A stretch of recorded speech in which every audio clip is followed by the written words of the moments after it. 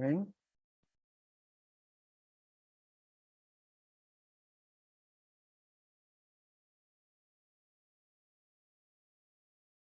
Okay. Good afternoon, everyone. I am Edi Tribaskoro, and welcome to the Combinatoric Today series. This is the 5th edition in this year of 2023. In this series, we are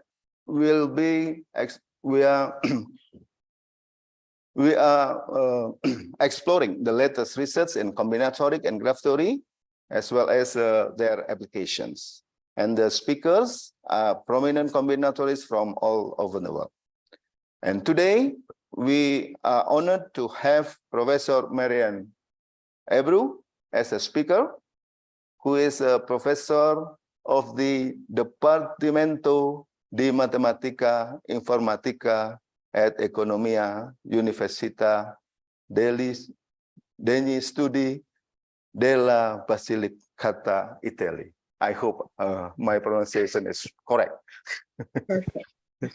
Okay, and Professor Marien will give a lecture on extending perfect matchings to Hamiltonian cycles, and will be chaired by Dr. Rinovia Simanjuntak. In this occasion, allow me to thank to the Faculty of Mathematics and Natural Sciences, ITB Bandung, and the Center for Research Collaboration on Graph Theory and Combinatorics for the continued support to this program. And now, before we start, let us to take a group photo. So in that case, I would like to invite Dr. Adit will guide us for that.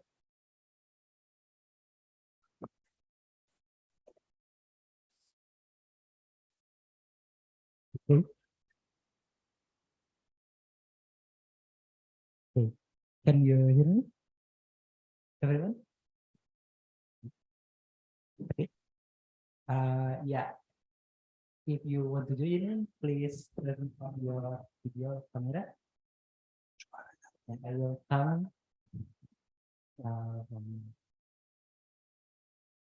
3, 2, 1. Okay.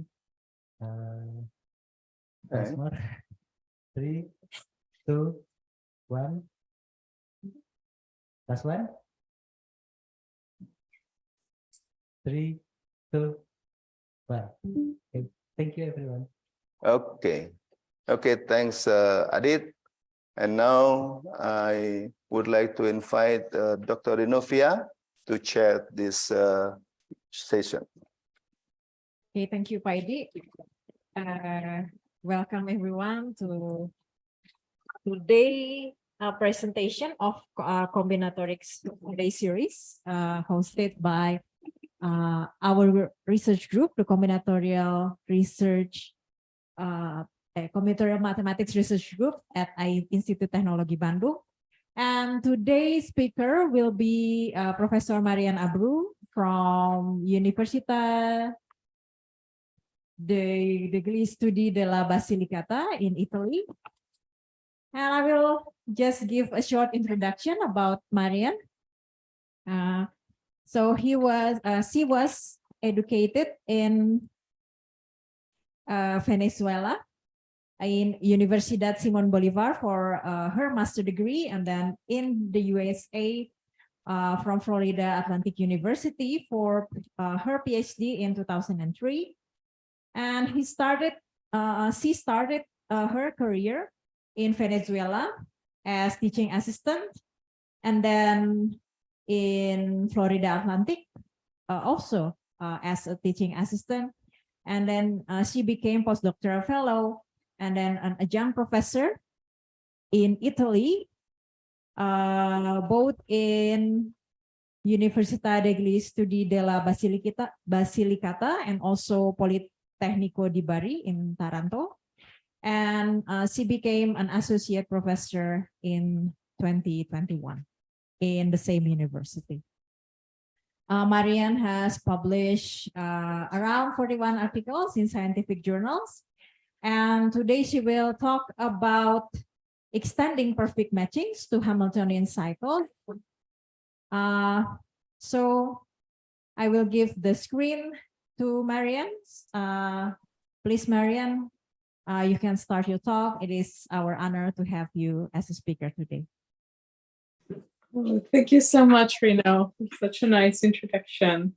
And I will try to start sharing my screen. Okay. Yep. Perfect. So, share my slides. Yeah.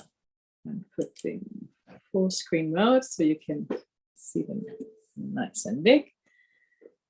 And first of all, good afternoon to everyone there, or morning or evening, according to where you're located geographically. I want to thank the organizers for inviting me to this very nice webinar series. And this in particular, Professor Editri Bascoro and Reno for being also so kind and patient with all the technical aspects and for inviting me. Now, who preceded me in this seminar, Professor Gordon Royal, had a brilliant idea of showing geographically where he was located, and I thought I should do the same for this global seminar. So I'm talking from southern Italy, which is about 10,500 kilometers from Bandung. And as Reno said, I am in Potenza. This is a city of around 80,000 people in the center of southern Italy. And I work at University of Basilicata, which has around 80,000 students and is about 40 years old, which is less than half the years that the Institut of Technologi in Bandung has. Eddie told me last Monday that you just celebrated 103 years of your institution. So congratulations. So I will now start with graphs. My talk will have an introduction, and then we'll have results on Pairing-Hamiltonian and then on Perfect-Matching-Hamiltonian graphs. And of course, you all know a graph is an incident structure with vertices and pairs of these vertices, which are edges.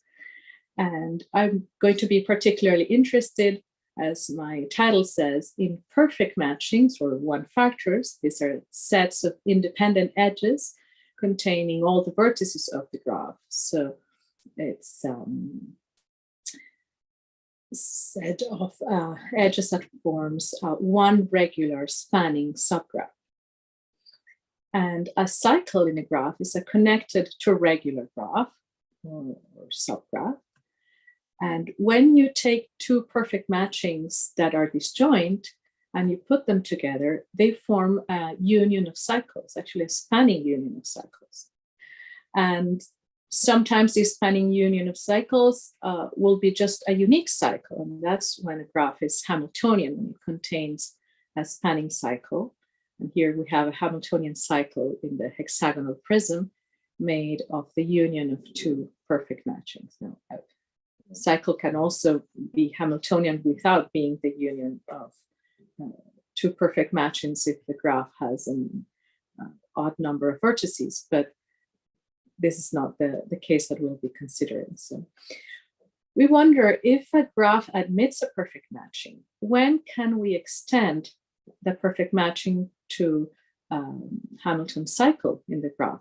So when can we find another perfect matching that together with the first makes a Hamilton cycle? And graphs with these properties are called Perfect-Matching-Hamiltonian, or PMH for short.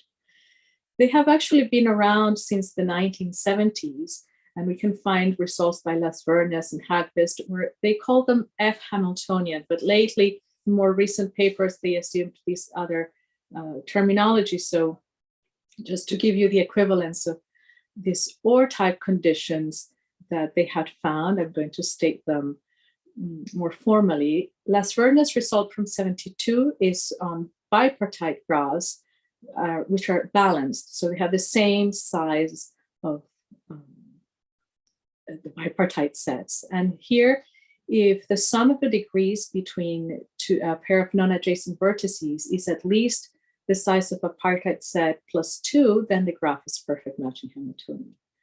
And then the result from Haggkvist in 97 regards general graphs with at least 4 vertices and an even number of vertices. And here, if the sum of the degrees of 2 non-adjacent vertices is at least the number of vertices plus 1, then the graph is perfect matching Hamiltonian. Now, along these lines, we have in 1996 a conjecture by Kreweras that hypercubes are perfect matching Hamiltonian. And this was proved in 2007 by Fink, actually as a consequence of a stronger property, which I'm now going to state. This property is that if you have a graph in an even number of vertices and you consider the complete graph on the same vertex set, we call this KG, then every perfect matching of that complete graph is going to be called a pairing of the graph G. In fact, here we have a pairing of K33. As you can see, it's spanning, it contains all the vertices, but it contains 2 edges that are not in the original graph K33. Same here, we have a pairing of C6. It has 2 edges of the C6, but it has 1 edge that is not in C6. So it's in the complete graph with the same vertex set. And we wonder if we can extend such a pairing to a Hamilton cycle of the complete graph KG, but using only edges of the original graph. So can we find a perfect matching of the original graph that together with a pairing makes a Hamilton cycle? Now, this can be done in K33, actually for all perfect matchings, but for all pairings. In this particular case, this perfect matching completes to a Hamilton cycle, at least the pairing to a Hamilton cycle. This can't be done in C6. In fact, this particular pairing cannot be completed to a Hamilton cycle only using edges of the C6. You can check that. So we define graphs to be pairing Hamiltonian when every pairing can be extended to a Hamiltonian cycle of KG only using edges of G. And this property, the PH property, is stronger than the PMH property.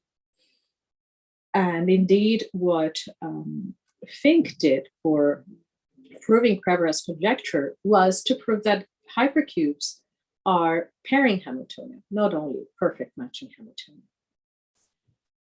There is another direction in which Kreweras' conjecture could be generalized to something a little more challenging, and is trying to complete not only perfect matchings, but just any matching to a Hamilton cycle.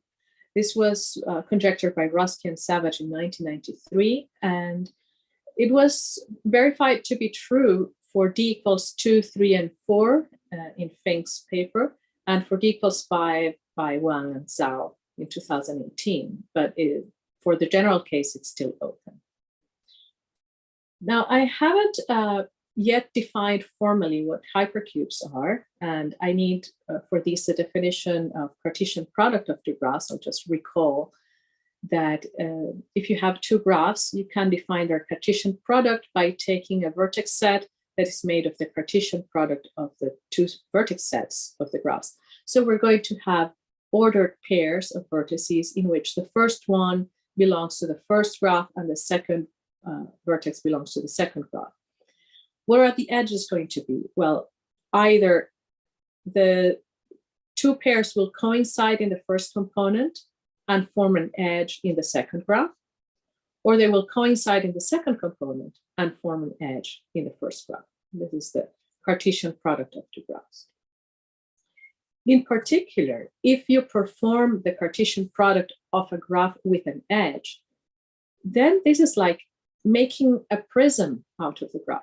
So taking 2 copies of the same graph and adding the edges, well, you take these 2 copies with the same labels, and then you add the edges of vertices with corresponding equal labels. This a prism of a graph can be thought of as an operator as well, that you can iterate on a graph. You take a graph and you can perform the prism and then the prism again and so on. And this is exactly how hypercubes can be built. And I will now show some results on Pairing-Hamiltonian graphs, in particular for prism graphs, by extending Fink's result. So if you have a hypercube of dimension d, its formal definition would be the Cartesian product of an edge with itself d times. But in the light of what I said of the prism of a graph, this is also the prism applied to an edge d minus 1 times. Or if you want, when applying just once the prism to an edge, you get a two-dimensional cube, just a square, and you can apply the prism d minus 2 times. So if you apply the prism operator k times to a square, you get a 2 plus k dimensional hypercube for k greater than 0.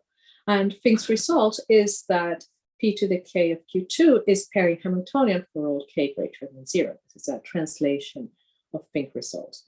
So we wondered, can we change the graph we start from? Can we change the seed? What characteristics do we need on a graph to apply the prism a certain number of times and make it Pairing-Hamiltonian?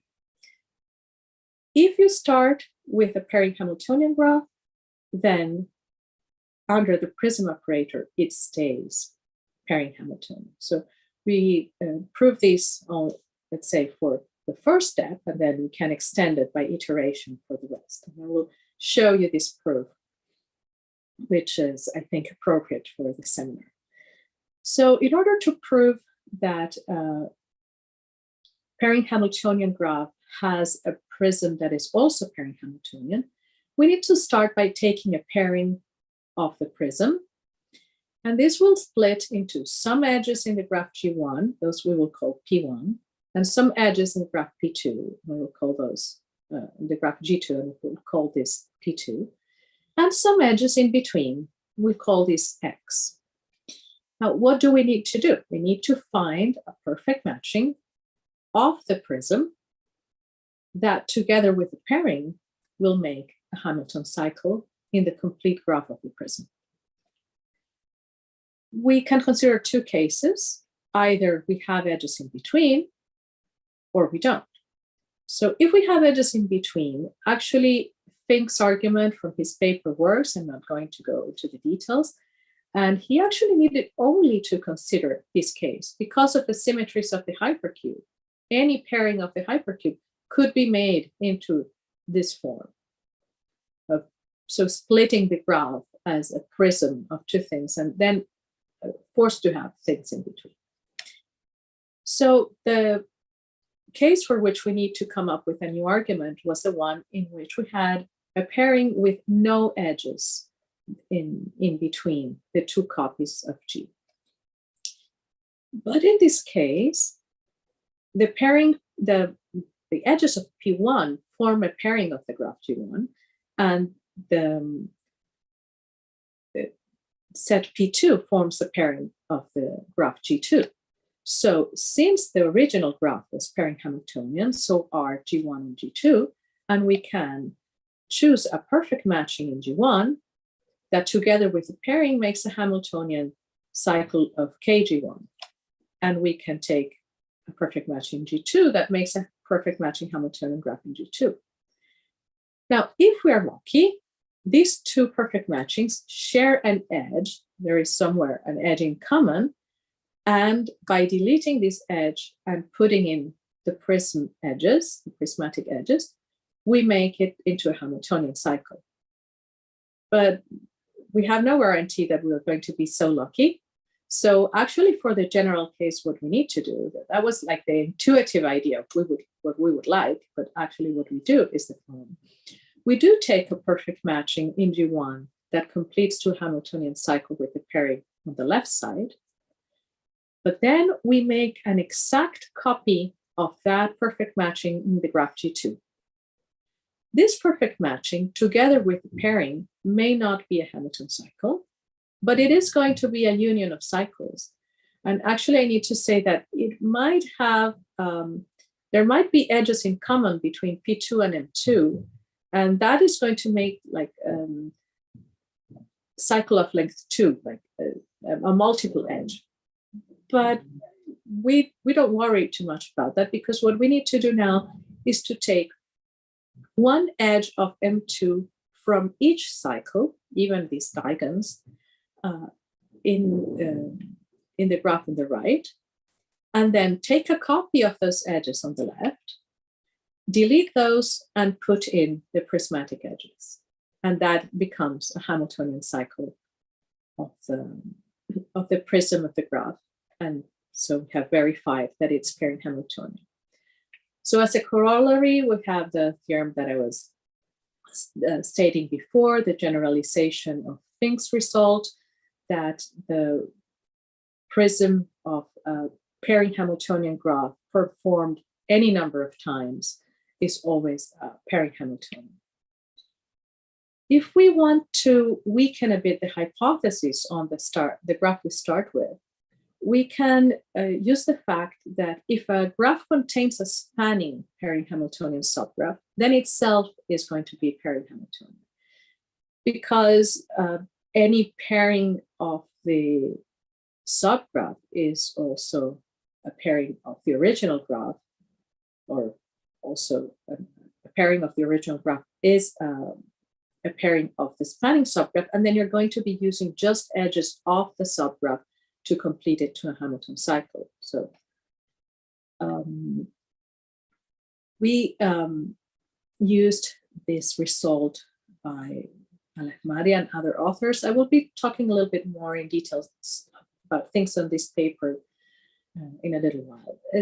If you have a path of length Q and you perform the Cartesian product with a hypercube of dimension at least 5, then the graph becomes Pairing-Hamiltonian. This is how they stated it, and now we can translate it into performing the prism of the graph at least 5 times. And we use this result to prove that if a graph is traceable, meaning that it contains a Hamilton path, then applying the prism at least 5 times makes the graph Pairing-Hamiltonian.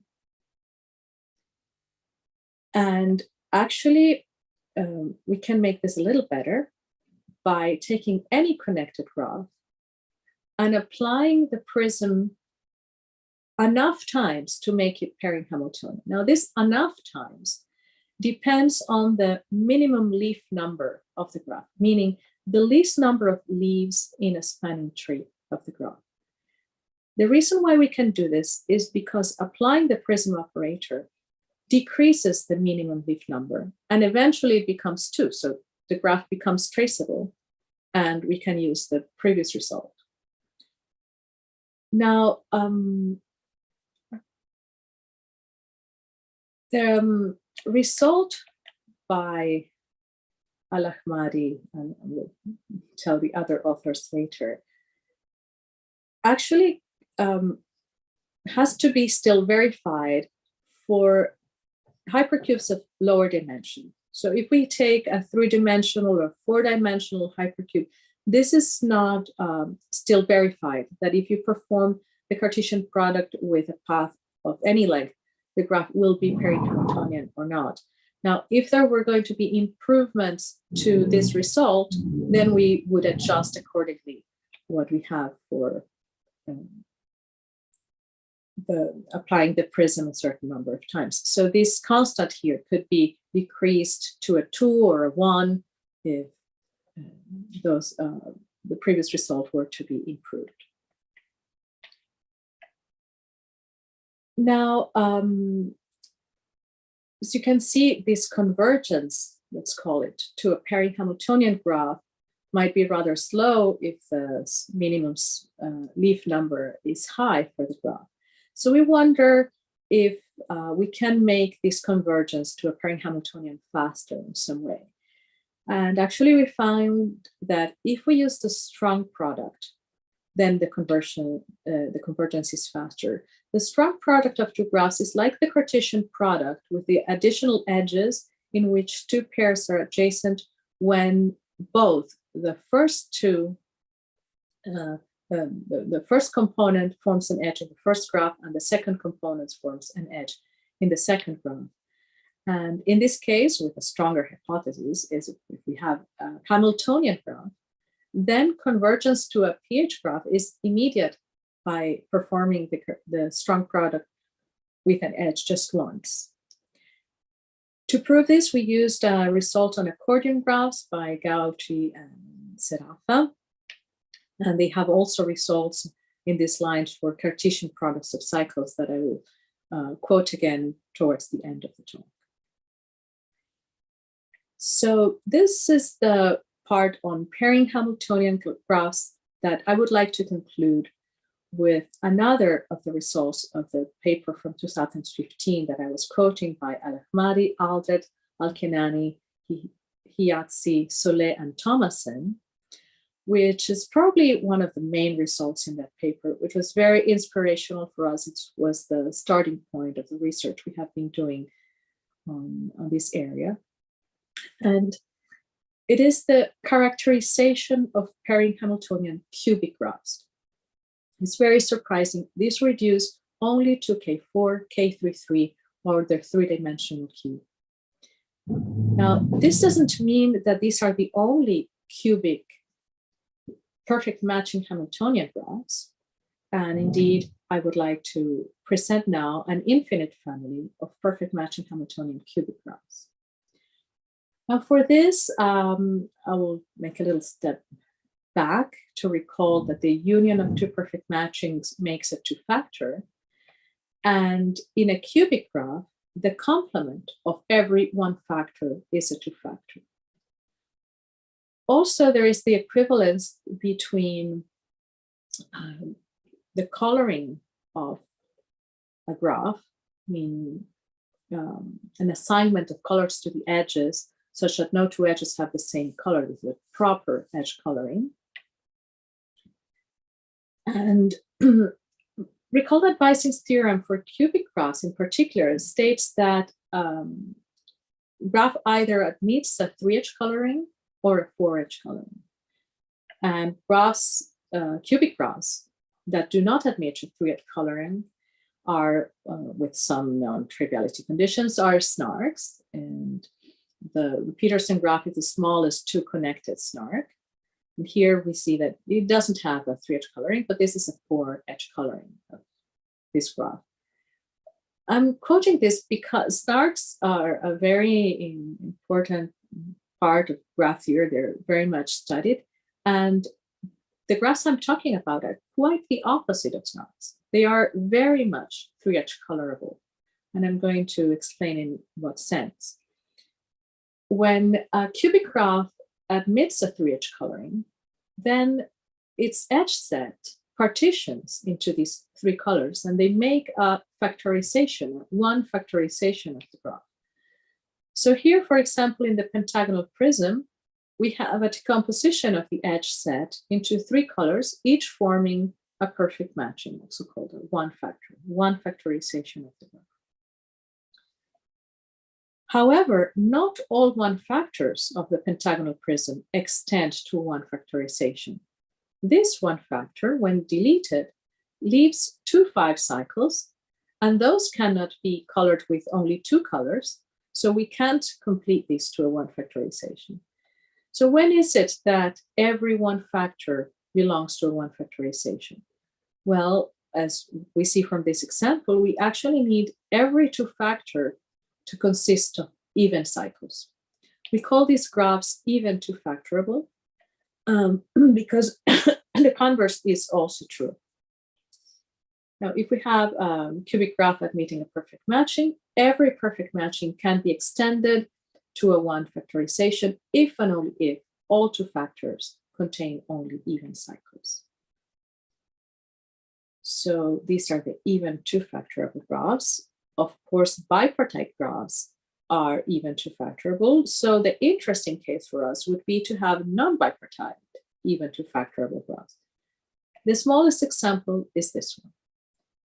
This graph presented in two different ways here can also be presented in a third way, and it's called the Wagner graph.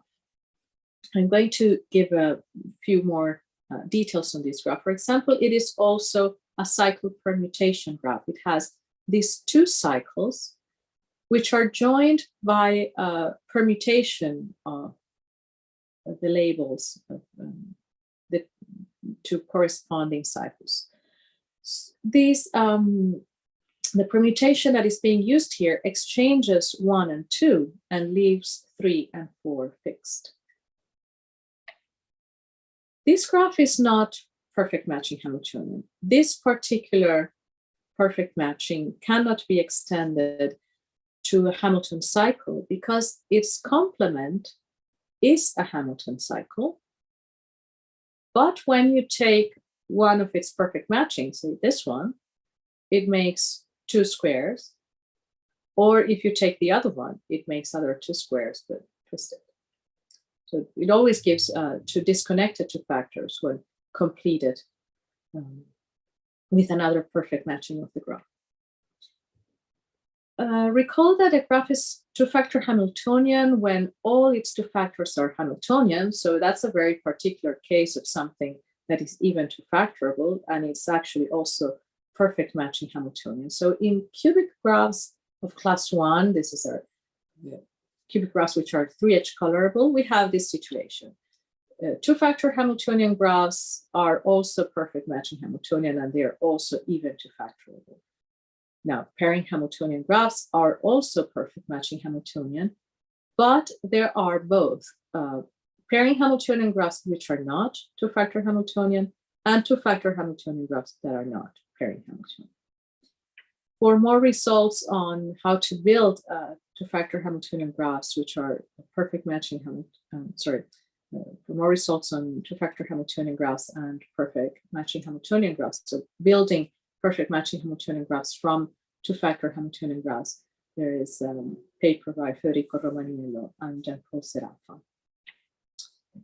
And a more general problem would be to characterize even two-factorable non-bipartite cubic graphs of class 1. For now, what we could do, I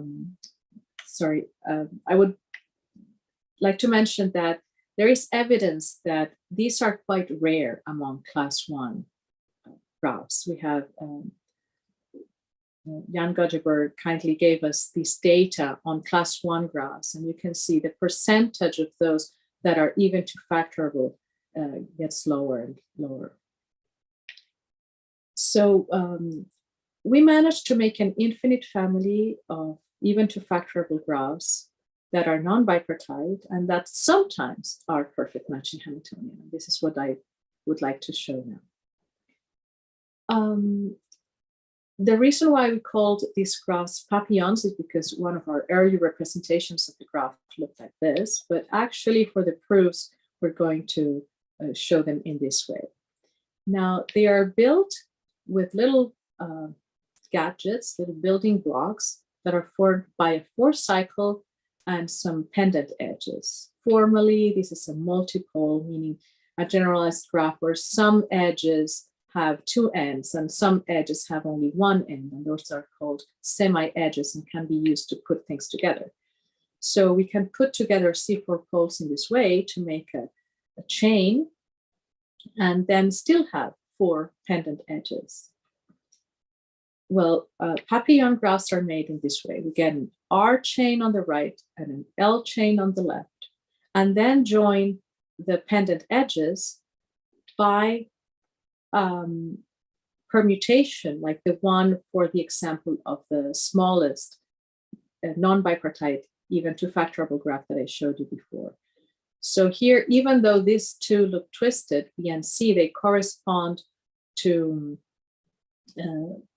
the ones that have a straight, they're fixed under the permutation, while these edges A and D are actually the exchange of the labels 1 and 2. We have, well, these edges A, B, C, and D form and for edge cut. These graphs are actually for edge connected, and it's called the principle for edge cut for the Papillon.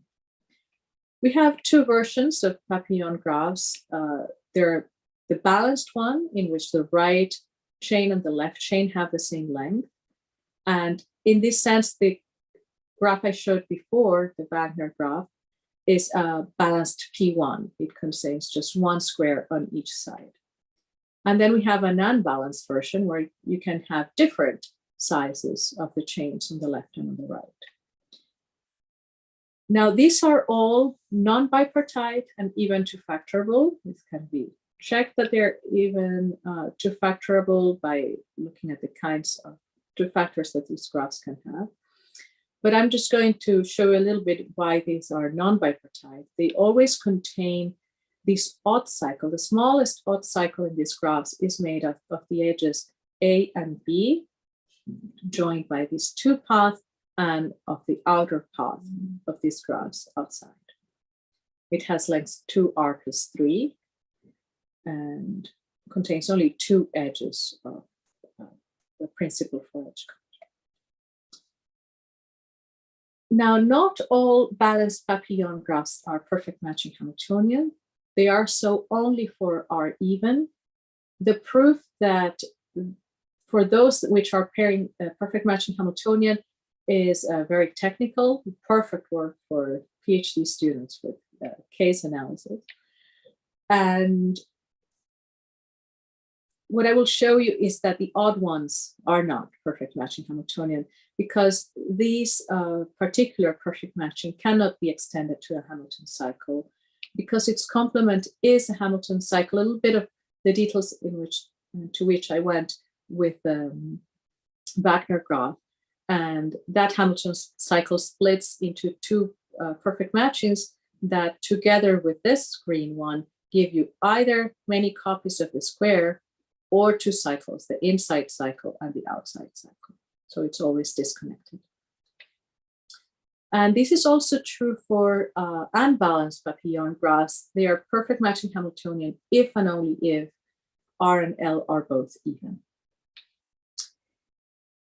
Now, within cycle permutation graphs, those that are perfect matching Hamiltonian or just even to factorable, we have this data also, that are very few, very, very few. So we wonder, can we make other graphs like the Papillons, but using something else as instead of a C4 pole, some other 4 pole? The thing we can say about this is that the Wagner graph is not bipartite, but it's near bipartite. So one direction where we could start working is looking at graphs where deleting two edges, you can make them bipartite. These are near bipartite. Okay, now this was the second part of my talk, and now I would like to briefly outline some of the results on line graphs of graphs which are perfect matching Hamiltonian. For this, I would like to recall that the line graph of a graph is one in which the vertex set are the edges of the original graph, and two of these are adjacent if they were incident in the original graph. So if you look at a vertex of the original graph and look at all the edges at this vertex, in the line graph, they form a clique, they form a complete subgraph. So each vertex of the graph induces a clique in the line graph, and this becomes the canonical clique partition of the graph.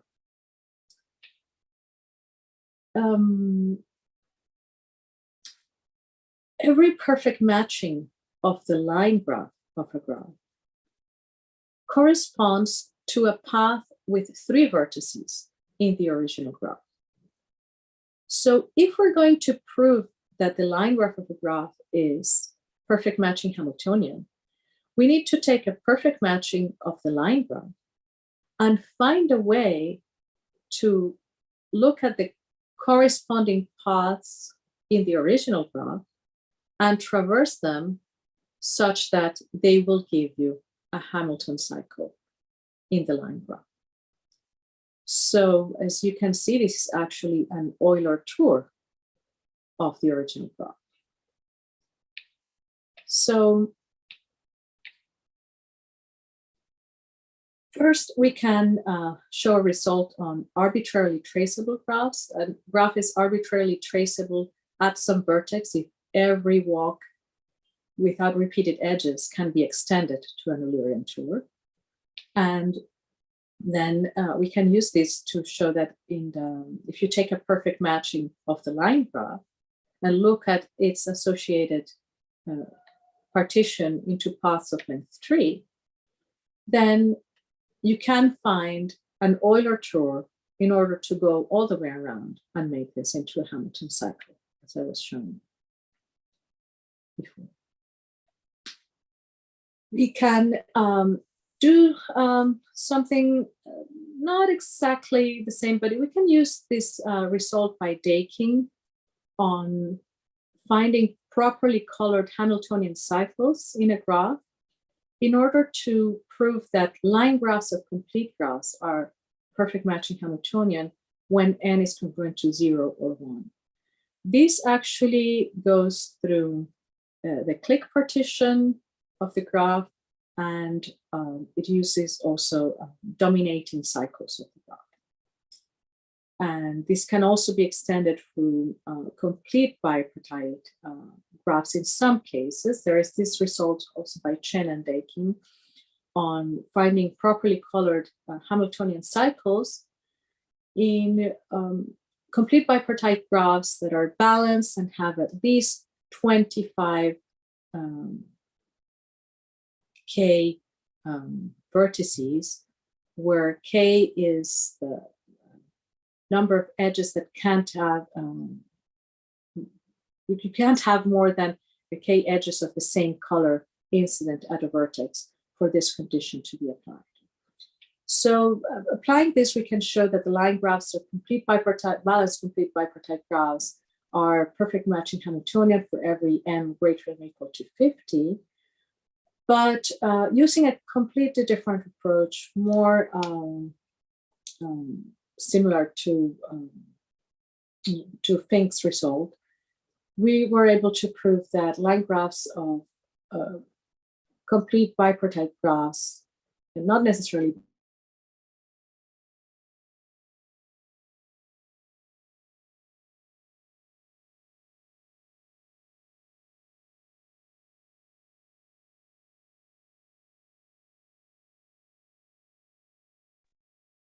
Sorry, I got disconnected from the video from the other device.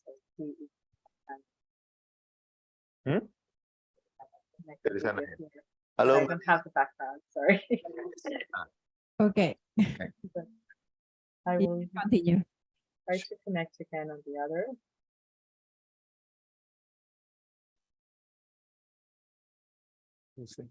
Okay. Admit. Udah. Marien? Ya.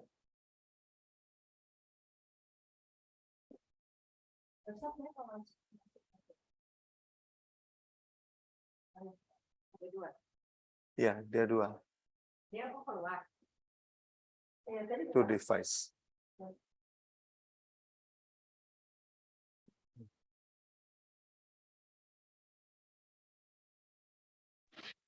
Oh, sorry. Hello, Marien. Can you hear me? Yes, yes, yes. Can you see me now? Okay, you're in now. Okay. Okay, good. Continue. Perfect. Okay. So I was saying that we proved that line graphs of complete bipartite graphs, not necessarily balanced, have the Pairing-Hamiltonian property, or Pairing-Hamiltonian, so more than being perfect matching Hamiltonian, if and only if M is not 2 and M is not odd. So these are not perfect Pairing-Hamiltonian if and only if M1 equals 2 and M2 is odd, and all other cases are Pairing-Hamiltonian. Now, these line graphs of complete bipartite graphs are actually the Cartesian product of two complete graphs. And these are also the graphs corresponding to the moves of a rook on a chessboard with m1 times m2 squares. And in this same paper, we also have results for subcubic graphs. If a graph is Hamiltonian and subcubic, then its line graph is perfect matching Hamiltonian. Here we use a technical lemma on dominating cycles to prove these. And can we weaken a little bit this hypothesis? Well, we can't improve the maximum degree hypothesis because we have this example of a graph with maximum degree 4 for which the line graph is not perfect matching Hamiltonian. And we can improve a little bit the Hamiltonicity. We can improve it to hypohamiltonicity. So graphs which are hypohamiltonian with maximum degree 3 have line graphs that are perfect matching Hamiltonian. And now, towards the conclusion, I would like to state two open problems. One would be, from this example, we can see that maximum degree 4 might be a problem to have the line graph to be perfect matching Hamiltonian. But what if we make the graph regular? This graph is highly non-regular. So if we have an R-regular Hamiltonian graph for R greater than or equal to 4, is the line graph perfect matching Hamiltonian? There is a little bit of progress for the case exactly of 4, as the papers I quoted before by Gauci and Seraffa on accordion graphs, as a family of quartic graphs, and Cartesian products of two cycles. And the other open problem is, well, we saw that being Eulerian was important in the proof of having a line graph which is perfect matching Hamiltonian. And this is an example of an Eulerian graph which is non-Hamiltonian and 4 regular, whose line graph is not perfect matching Hamiltonian. In fact, in the line graph, the edge corresponding to these two edges, E1 and 2, and the edge corresponding to these two edges, E3, E4, if those two are contained simultaneously in a perfect matching, then that perfect matching cannot be extended to a Hamiltonian cycle in the line graph. So we wonder if we do put together being Eulerian and being Hamiltonian, would that be enough to have the line graph being perfect matching Hamiltonian? And well, this is the end of my talk. Thank you for your attention. Nice. Okay, thank you, Marien, for a very interesting and inspiring talk. Can you hear my voice, sir? Yes, I can perfectly. So I'm looking forward to the music.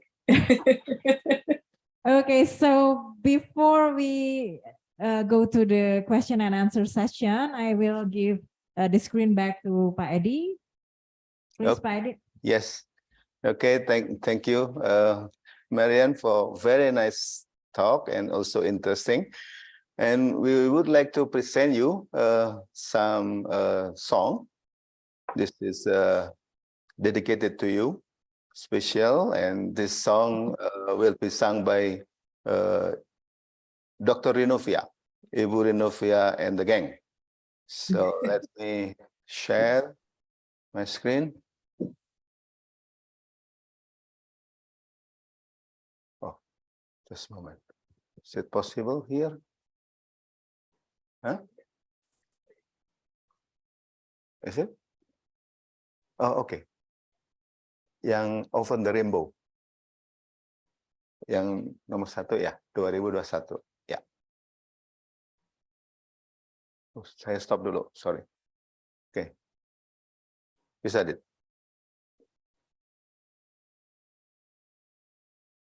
Ya. Oke. share soundnya dulu. Udah tadi. Nggak kelihatan. Just a moment. Okay, yeah, okay. Share, yeah. Go to. Yeah. Belum sini. To a place behind the sun, just a step beyond the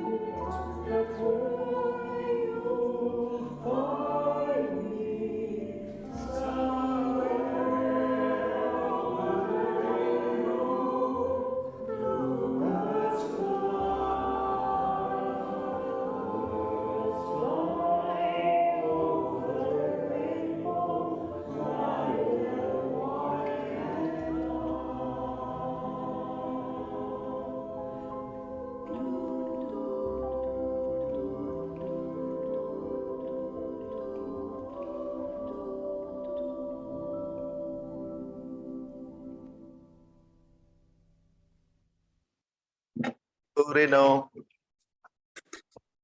I hope you enjoy. Beautiful. Absolutely. It was gorgeous. Thank you so much. Wonderful voices. Okay. So I think it's already time for us to ask some questions to Marien. Is there any question?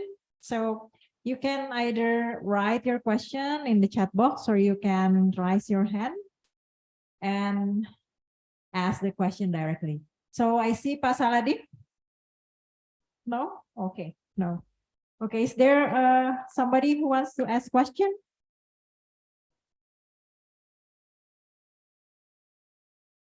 Okay, in that case, I'm Okay, Pak going to Edi. ask some question. Yeah. Okay, so I'm just curious about the papillon graph. This is Yes. a graph, right? The Yes. graph, yeah. So this papillon graph has a perfect matching, and you say that when you have a perfect matching, for some cases, it's not extended to the Hamiltonian, right? Exactly. Yeah.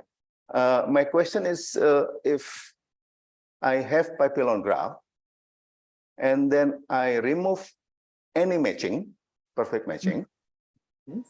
is it possible to get Hamiltonian path? If not possible, this is for any matching. If not possible, how many edges must be added so that we guarantee to have Hamiltonian cycles? If you remove any matching, any perfect matching. Well, any result on that? Well, if you delete any perfect matching, there is one perfect matching that when you delete it, it gives many 4 cycles all around the papillon. Yeah. So in order to make that connected, you would need to add many edges. You need to add almost everything from the perfect matching to connect that. From the circle. I will share the slides again to show you.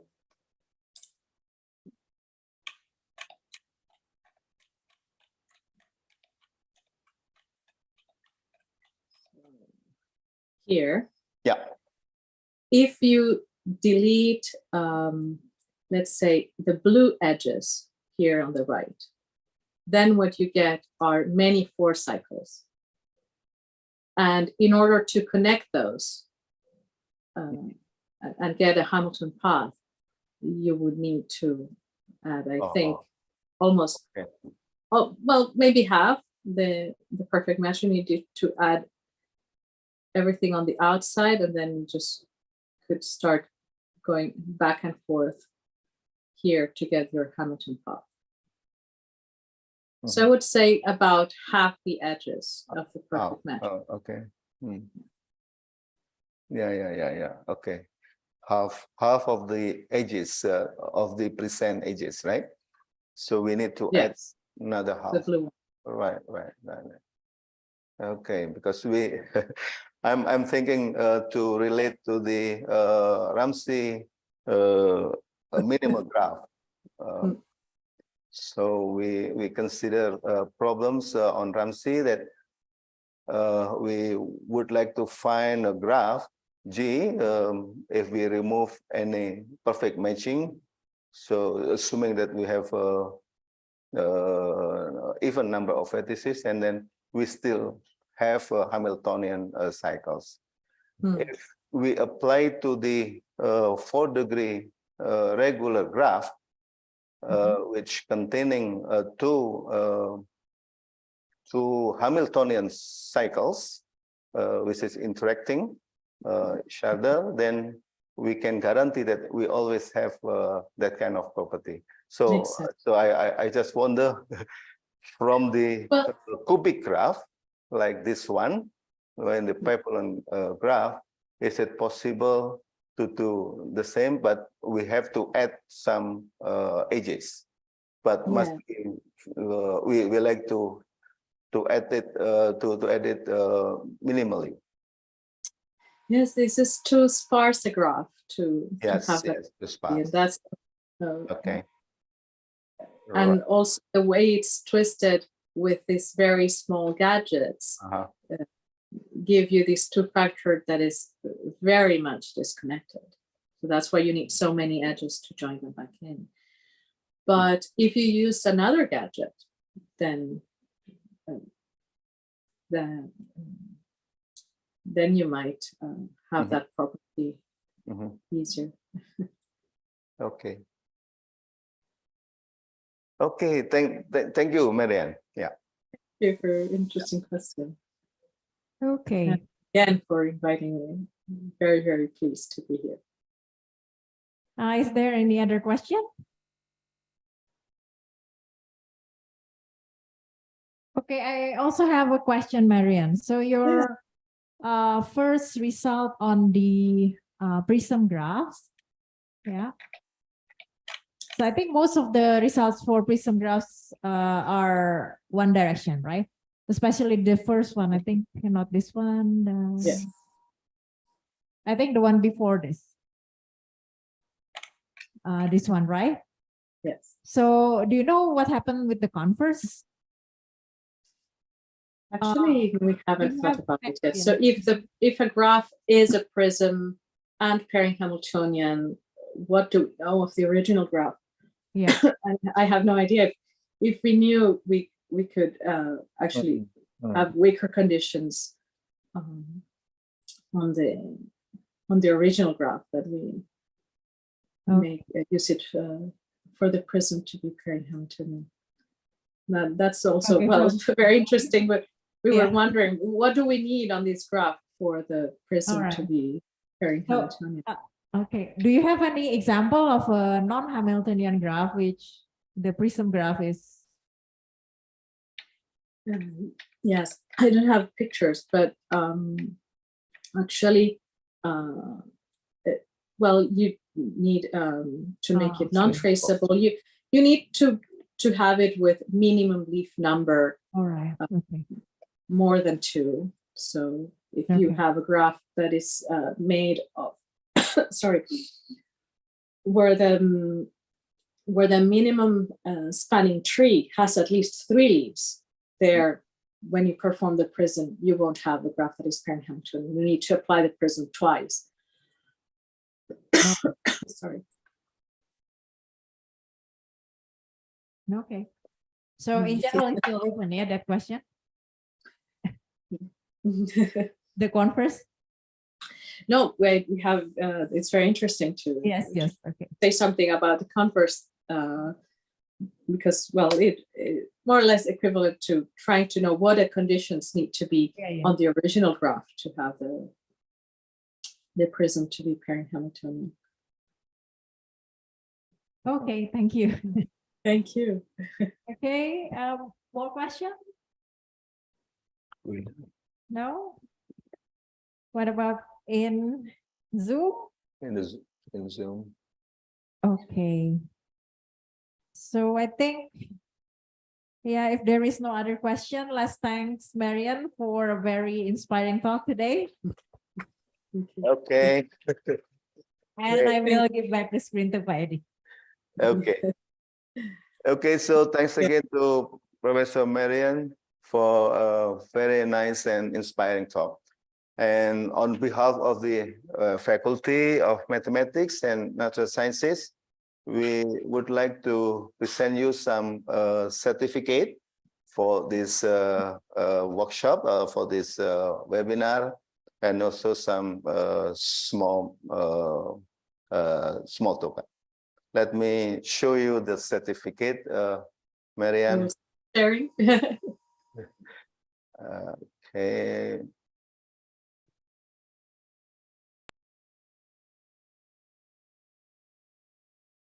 Just a moment. Let me see.